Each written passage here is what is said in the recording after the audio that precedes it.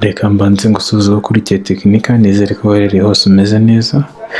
Mu gihe mbagezaho uko urinda umutekano w'ibikoresho byawe kuri interineti, uko ukora ibintu bitandukanye kuri interineti.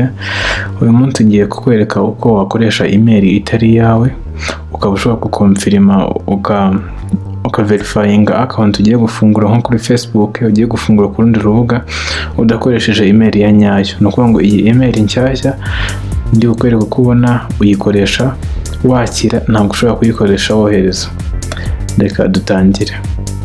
Ikintu cya mbere ukora, uraza hano kuri uru rubuga witwa 10 min email, 10 min email. Ubwo ni email y'iminota 10, 10 minutes email, 10minemail.com. uraza kugera kuri interface imeze gutya, aho uri bujye haraba hameze gutya. Then ari ibintu byinshi bitandukanye. Wowe urareba hano hejuru, hano niho hari email yawe ukeneye gufata, niyo email uri bukoreshe mu gihe cy'iminota 10. Iminota 10 urabona iyi isigaje 4, ushobora guhita wongera ukayisubiza ku 10 ukoresheje hano, ihita isubira ku 10. Ni iminota 10 bari kubarira, yashira email yawe ikabitakaje agaciro. Gusa muri iyo minota 10 ushobora kwakiraho email ariko ntayo ushobora koherezaho. Ni ukuvuga ngo ugiye gucreatinga nka account kuri Facebook, ushobora gukoresha iyi email ukaverifayinga, cyangwa se ku rundi rubuga rwose utizeye, wamara kuverifayinga ugatongera noneho ukakira kode ukazishyiramo, ukabarangije kuverifayinga. Ariko bitagusabye gukoresha email yawe nyawe. Uramutse utizeye urubuga ugiye gukoresha, wakoresha iyi email.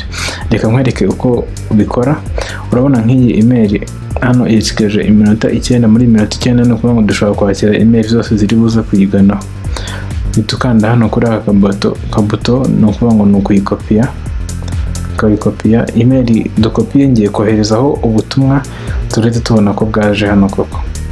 Yajye kuri email yindi aho ushaka ko ubutumwa buturuka, then ngiye koherezaho ubutumwa gutestinga, ubutumwa bwo gutestinga ko bikora koko ubutumwa.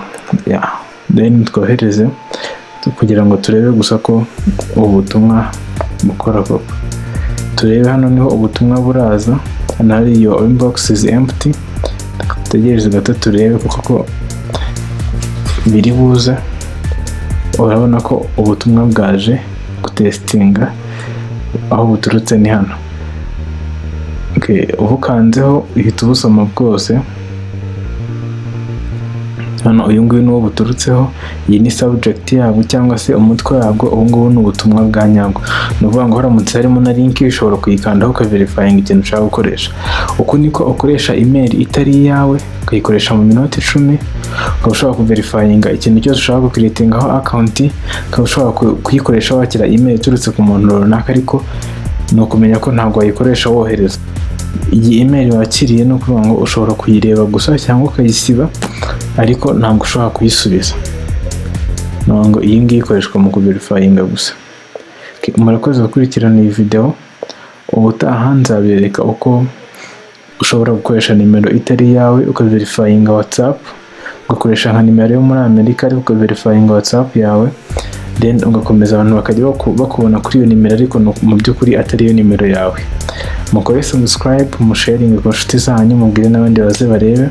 Hano icyo twifuza ni ukugira ngo abantu bose bagire ubumenyi kuri tekinoloji. N'ubu ngo nk'ibi bintu byo gukora email, umuntu ashobora kubikora ukagira ngo ni ibintu bikomeye cyane nawe utashobora, nyamara nawe ku giti cyawe nawe wabishobora, wabikora nawe ukaba wabyikorera, ukaba wajya ubona ibintu ukagira ngo ni ibintu bidasanzwe kandi ari ibintu bituri imbere. Aka ni akantu korohereye buri muntu wese ashobora kwifasha kandi akagakora neza nyine.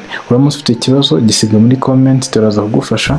Uramutse wifuza kumenya ibindi birenzeho, wadusura ku rubuga rwacu tekinika.com, cyangwa se ukatwandikira kuri email info@tekinika.com. turaza kugufasha uko dushoboye. Murakoze cyane.